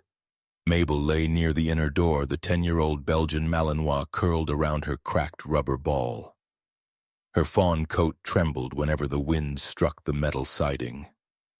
Duke, the 11-year-old yellow Labrador, stood near a feed bin with a serious expression that suggested he was guarding civilization's last biscuit supply. Roscoe, the 9-year-old bloodhound, waited by the side entrance, long ears hanging. Reddish-brown nose working the cold air. Deputy Mara Ellison stood over a map on Kieran's kitchen table, radio turned low. Her tan deputy shirt and dark duty jacket were half covered by a snow-damp vest. Her gray-brown eyes moved between marked roads. "I sent copies to State," she said. "Video stills, Agnes's summary, Lydia's drug logs, Nora's notes. They're not fast, but they're awake." "Awake doesn't stop a truck," Kieran said. "No, but it means if we get the final ledger, it doesn't die in my inbox." The plan was narrow and ugly. Mara would position near the county road with a state investigator on the line, ready to intercept anything leaving Northline if it crossed into clear jurisdiction. Kieran would hold Grey Muzzle Haven because the threat against Orion had changed the board. Eli would stay with Nora and the dogs inside. No heroics, no chasing shadows unless shadows came through the gate. Then Duke lifted his head. The Labrador's soft ears perked. He sniffed hard, then sneezed toward the rear yard. Roscoe did the same, but deeper, more certain. Orion was already standing. Kieran crossed to the back window. A strip of nylon lay caught on the lower fence wire outside, fluttering in the wind. He had checked that fence 30 minutes ago. It had not been there. He stepped out and crouched beside it. Orion smelled first. Kieran watched the shepherd's body stiffen. "What?" Mara asked from behind him. Kieran lifted the strip with gloved fingers and smelled only plastic, damp snow, and faint grease. Orion knew more. Roscoe did too. The bloodhound pressed his nose toward the tree line, then toward the north service trail that cut behind the property. "Same transport sent," Kieran said. "North line feed, chemical deodorizer, diesel." Mara looked toward the road. "They're using the back trail. Or they want us to think they are." A faint metallic rattle came from the kennel room. Everyone froze. Inside, Mabel had risen. Her body shook violently, but she was standing. The old Malinois faced the rear wall, ears forward, eyes wide. From somewhere beyond the trees came another sound. A chain hook striking metal, soft but unmistakable. Mabel did not hide. She barked once. It was not loud.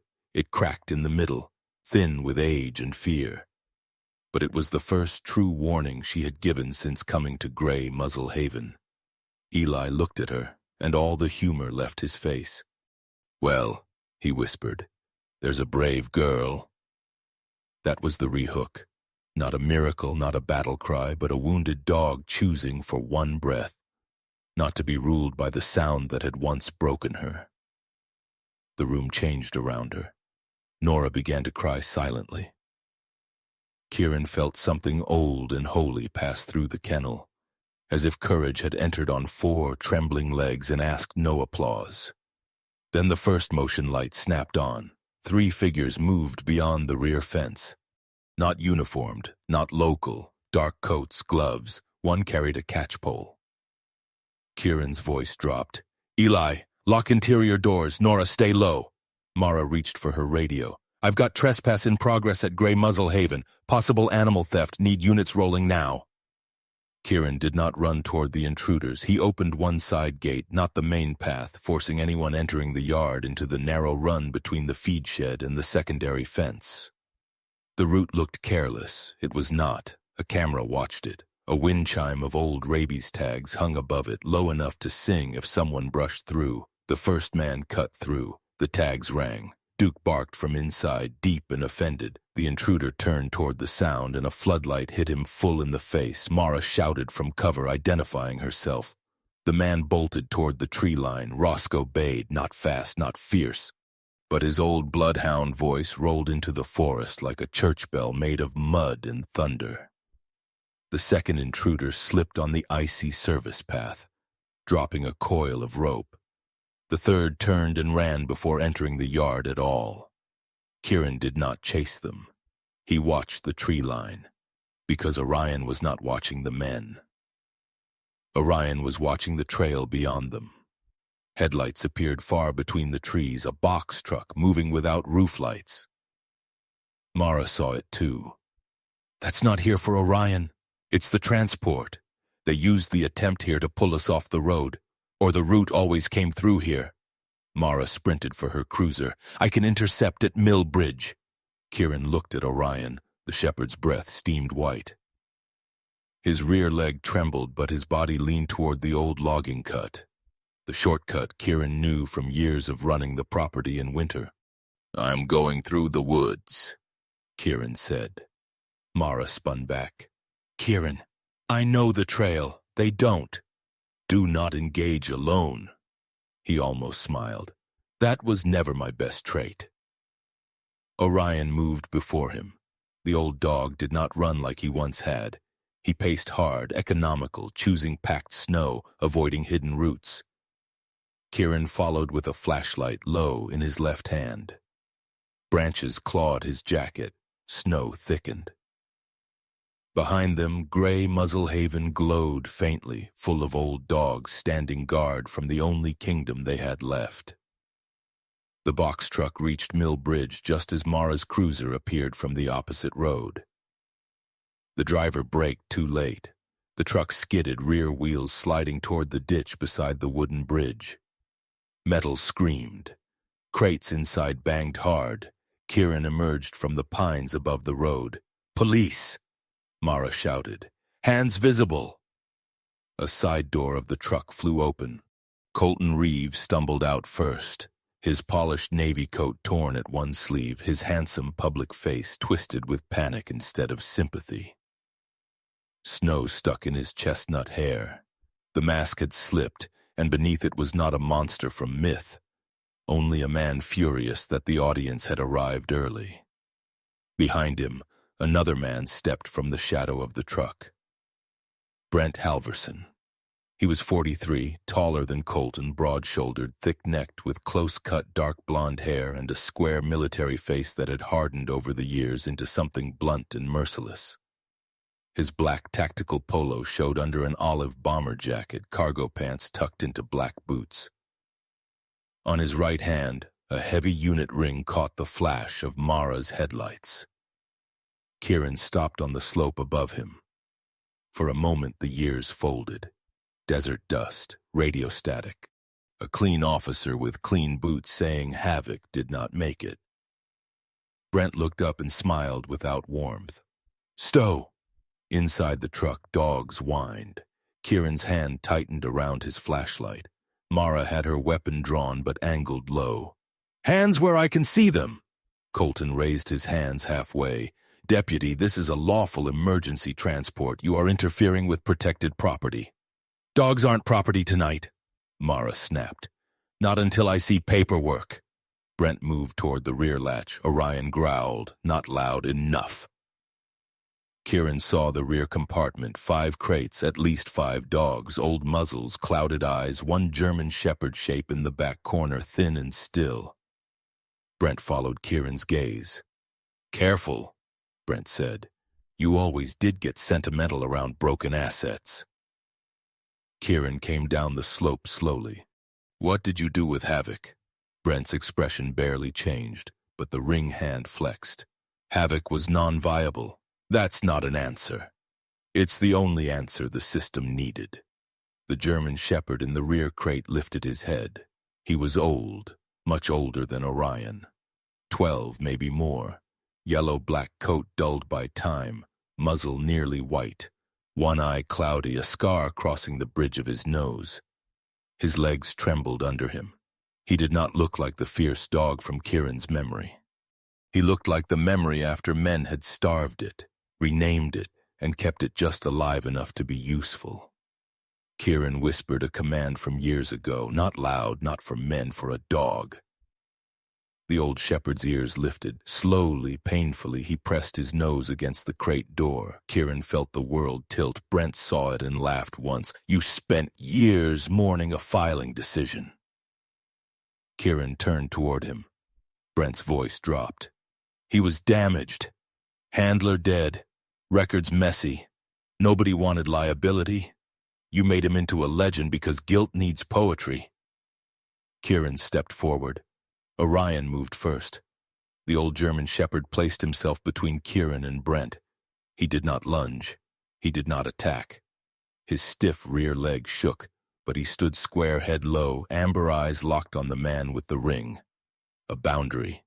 A living line. Kieran stopped behind him. Brent's smile faded. Sirens sounded in the distance. Colton used the moment. He bolted toward a dark SUV hidden below the bridge access. Brent snatched a polished wooden memorial box from the truck cab before following. Mara shouted. One of her backup units turned onto the road too late.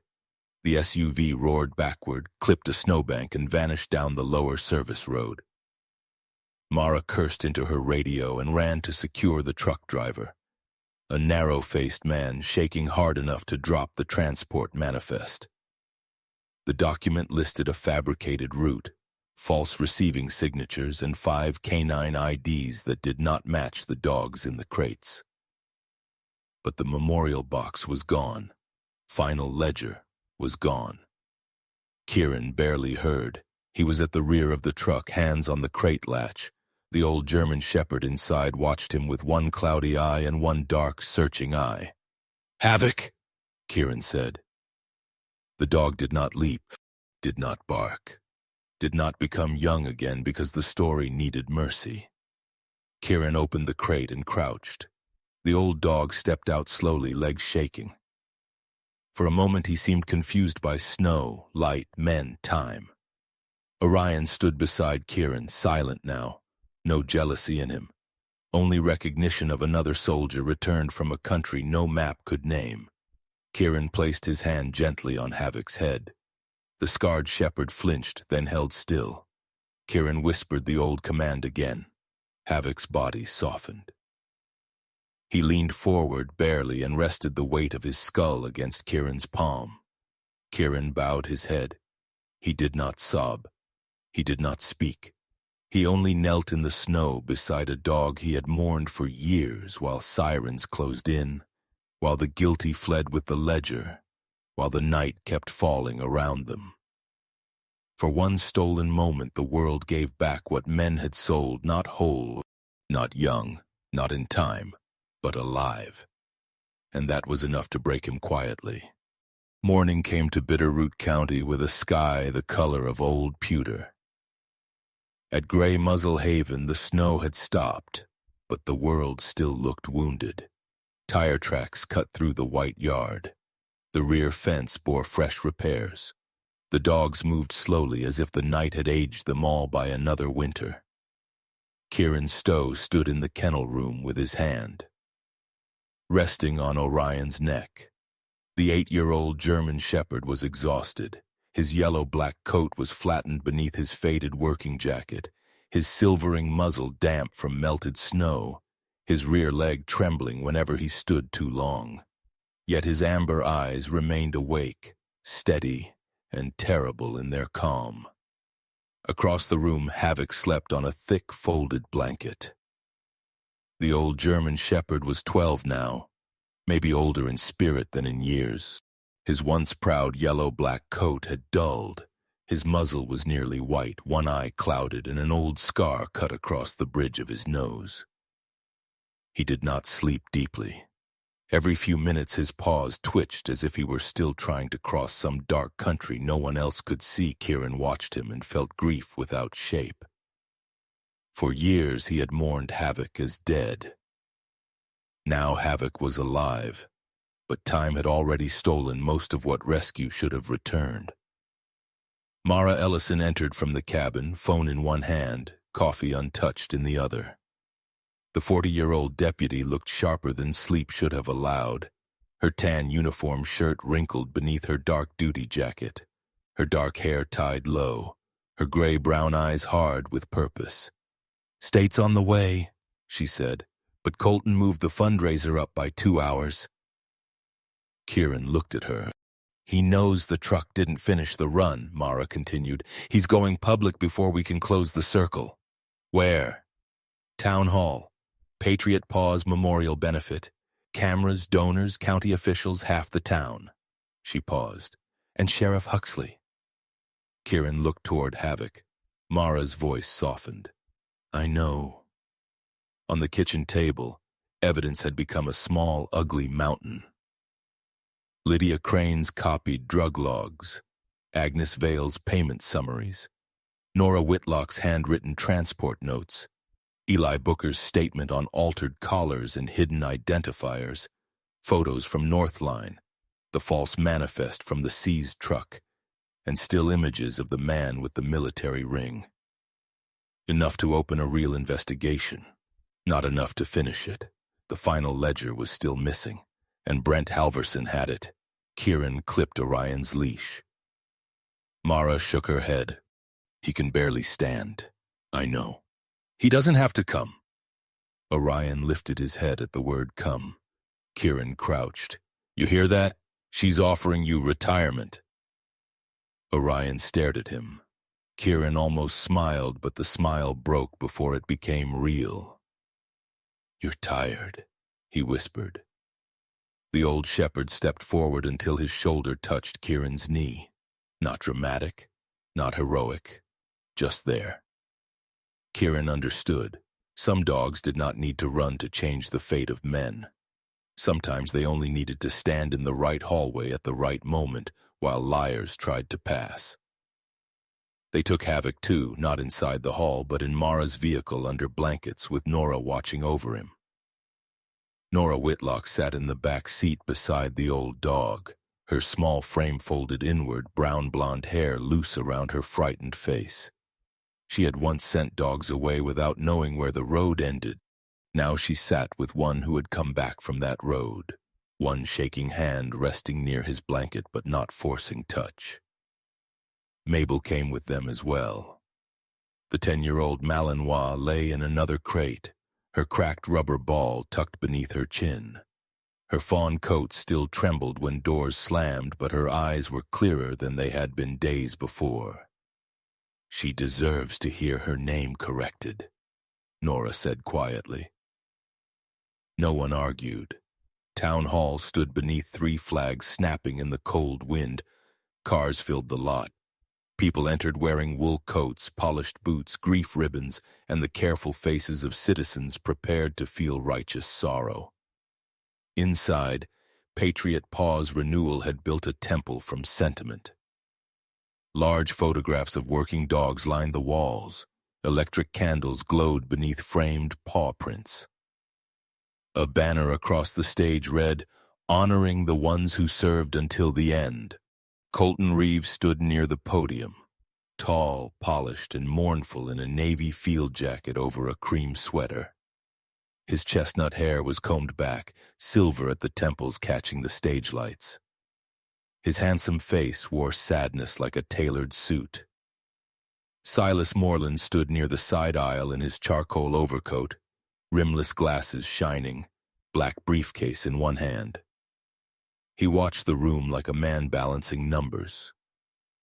Sheriff Dale Huxley lingered near the front row, heavy-shouldered in his tan uniform and dark duty jacket. His square face looked troubled beneath his short gray hair. He saw Mara enter and looked away first. That told her something. Colton stepped to the microphone. "My friends," he began, voice thick with practiced emotion. "Some heroes leave this world on 2 legs. Some leave on 4. The crowd quieted. Behind him, the screen lit with the image of a Belgian Malinois. Mabel, cleaned, younger, photographed under a golden filter. Beneath her picture were the words, "Mabel, fallen hero, lost in kennel fire." Outside in Mara's vehicle, the living Mabel lifted her head at the muffled sound of applause. Nora covered her mouth. Kieran stared at the screen until the room narrowed around him. This was the rehook, not a chase, not a shout, but the sight of a living dog being mourned by a room full of kind people whose kindness had been weaponized. Mabel breathed outside under a blanket while her ghost earned money beneath a flag. In that moment, the story ceased to be merely fraud. It became sacrilege. Mara moved toward Sheriff Huxley. Silas intercepted her with a smooth step. "Deputy," he said quietly, "this is not the place." "It's exactly the place. You're about to embarrass yourself, your office, and a room full of donors." Mara's eyes did not move from his. "You forgot the dogs." Silas leaned closer. "Your veteran friend is unstable. Grief does strange things to men who never came home properly." Huxley heard that. So did Kieran. The sheriff stepped over, face tense. "Mara, tell me you have something more than emotion." Mara handed him a folder. Drug logs from Lydia Crane, transport notes from Nora Whitlock, payment summaries from Agnes Vale, false manifest from last night's truck, photographs of Havoc alive. Huxley opened the folder. His expression changed slowly, not shock, worse, recognition that he had been warned and had chosen comfort. Mara said, "You wanted something cleaner. There it is." On stage, Colton continued, "These dogs ask nothing from us but remembrance." Kieran almost laughed at that. The sound did not come. Orion tugged lightly on the leash, not toward the stage. Toward a side hallway behind the donor tables, Kieran looked down. The old shepherd's nose was lifted, nostrils moving.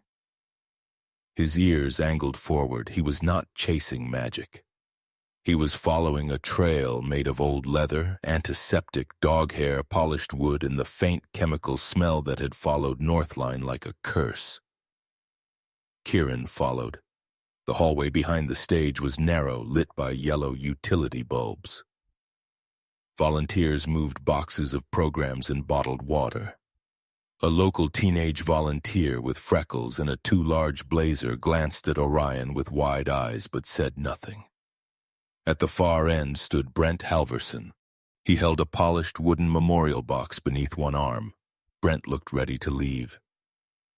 The 43-year-old former logistics officer stood broad and solid in his olive bomber jacket, black tactical polo, cargo pants, and black boots. His dark blonde military-cut hair was neat, his jaw square, his eyes cold. The heavy unit ring on his right hand flashed when he adjusted his grip on the box. Kieran stopped 10 feet away. Brent smiled faintly. "You brought the dog. He brought me. Still letting animals make decisions? Better record than men like you." Brent's smile thinned. From the main room, Colton's voice floated over applause. Brent shifted the memorial box to his other hand. "You think this ends with a speech?" Brent asked. "The system discards old assets every day. Dogs, men, equipment. I just understood the value of the discard pile." Kieran stepped forward once. Orion stepped with him. Behind them, Mara entered the hallway with Sheriff Huxley and a tall woman in a dark state police coat. The woman was in her late 40s with close-cropped black hair, brown skin, and a lean, no-nonsense posture. Her name was Investigator Janice Rowe, and her eyes had the steady disappointment of someone who had seen institutions fail before. "Brent Halverson," Rowe said. "Set the box down."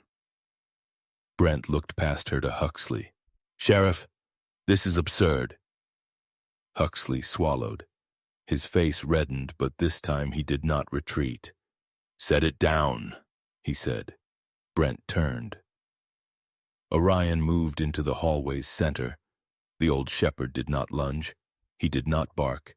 He simply stood there, rear leg shaking, silver muzzle lifted. Amber eyes fixed on Brent as if the whole weight of every dog in every false file had gathered behind him. Brent hesitated. Only for a second, but men like Brent lived by control, and that second cost him. The memorial box slipped against his coat. It struck the floor. The lid cracked open. No ashes spilled out. A small encrypted hard drive slid across the polished tile, wrapped in dark blue memorial cloth printed with the Patriot Paws logo. The hallway went silent. Rowe picked it up with gloved fingers. Brent's face finally changed. Not guilt. Calculation collapsing.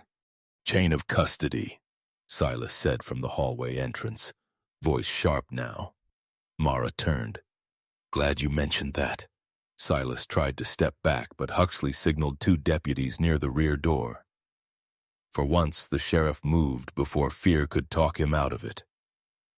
In the main hall, Colton's speech faltered. Someone had opened the side curtain. The audience could see enough. Mara, Huxley, the state investigator, Kieran, Orion, Brent, the broken memorial box. And on the floor, not ashes. A drive Colton tried to recover. "Ladies and gentlemen, please remain calm. There appears to be a misunderstanding involving a disgruntled..." The screen behind him changed. Not by magic, not by theatrical justice, by Mara's prior work and Rowe's technician connecting copied evidence and recovered files from the drive quickly enough to display the first ledger index. Names appeared. Real names, assigned names, declared deaths, payment codes, approvals, accounts, Mabel, Duke, Roscoe, Havoc, and dozens more. The applause died as if someone had shut off the air. A woman in the front row whispered, "But I donated for that dog." Another said, "That one was at the Christmas event." Colton's mouth opened, but no beautiful sentence came. Outside, Nora opened the rear door of Mara's vehicle. Mabel stepped carefully onto the snow. The living Malinois stood trembling beneath the town hall lights, while her false memorial still glowed on the screen. No one moved. Then an elderly man in the crowd removed his cap. Not for the photograph. For the dog. That broke something in the room. Colton was taken into custody near the stage. Silas was arrested at the side entrance, still arguing procedure as if law were a curtain he could pull over a burning house. Brent did not speak when Roe cuffed him. He only looked once at Orion, and for the first time, he looked afraid of something old and loyal that he had never understood. The investigation did not end that day. It widened. Across counties, across state lines, across records that had been made messy on purpose. Lydia Crane was not forgiven by paper, but her testimony helped identify living dogs hidden under dead names. Agnes Vale wept when she signed her full statement, not because she was free, but because the numbers finally had faces again. Nora did not become a loud hero. She spent the following days sitting outside the kennel room, waiting for Mabel to choose when to come near. Some dogs were found, some were not. That truth stayed sharp. Havoc lived through the rest of winter. Not as the warrior Kieran remembered. That dog belonged to memory now. The Havoc who returned was old, slow, half-blind, and fond of sleeping where sunlight fell across the floor. He ate carefully. He startled in dreams. Sometimes he woke and did not know where he was until Orion lay beside him. Kieran apologized to him often. Havoc never answered, which was probably merciful. Spring came late to Bitterroot County. When the snow melted, Kieran replaced the sign at the gate. The old board had read Grey Muzzle Haven. The new one read Grey Muzzle Haven, for the dogs who served and the humans still learning how to deserve them. On the day he hung it, Orion lay on the porch with his muzzle fully silver in the sun. Havoc slept nearby. Mabel rested with her cracked red ball between her paws. Duke snored beside a feed bucket he had no legal claim to. Roscoe watched a butterfly with the mournful seriousness of a judge, considering a difficult case. Kieran sat beside Orion and placed one hand on the old shepherd's neck. There were victories that sounded like cheering. This was not one of them. This victory sounded like old dogs breathing in safety. It sounded like wind moving through pines that had seen storms come and go. It sounded like a man learning that destiny did not always arrive as thunder. Sometimes it came as tired paws on a wooden floor, leading him back to the part of himself that still knew how to kneel, how to listen, and how to love without asking to be healed in return. In the end, this story reminds us that loyalty does not grow old. A dog may lose speed, strength, and youth, but a faithful heart still remembers what love is supposed to look like. Orion, Mabel, Duke, Roscoe, and Havoc were not powerful because they could fight like they once did. They were powerful because they still trusted, still warned, still stood close to the people who needed courage. And maybe that is one of God's quiet miracles. Sometimes a miracle does not arrive with thunder in the sky or a bright light from heaven. Sometimes it comes through tired paws on a wooden floor, through an old dog refusing to give up, through one person brave enough to tell the truth, or through a broken heart that still chooses to protect others. In daily life, many people feel forgotten when they are no longer young, strong, useful, or celebrated. This story asks us to look again. The elderly neighbor, the tired veteran, the quiet worker, the aging parent, the old animal sleeping by the door. They are not burdens. They are living witnesses. They carry memories, sacrifices, and love that deserve honor. Kieran could not change the years that were stolen. He could not make every wound disappear. But he could choose what to do next. That is where healing begins for all of us. Not in undoing the past, but in refusing to let cruelty have the final word. If this story touched your heart, please share it with someone who loves dogs, believes in second chances, or needs a reminder that God can still bring truth out of darkness. Leave a comment below and tell us which moment moved you the most. And if you want more stories about courage, loyalty, rescue, and the quiet miracles between humans and animals, please subscribe to the channel. May God bless you. protect your family, and place loyal hearts beside you when the road becomes hard.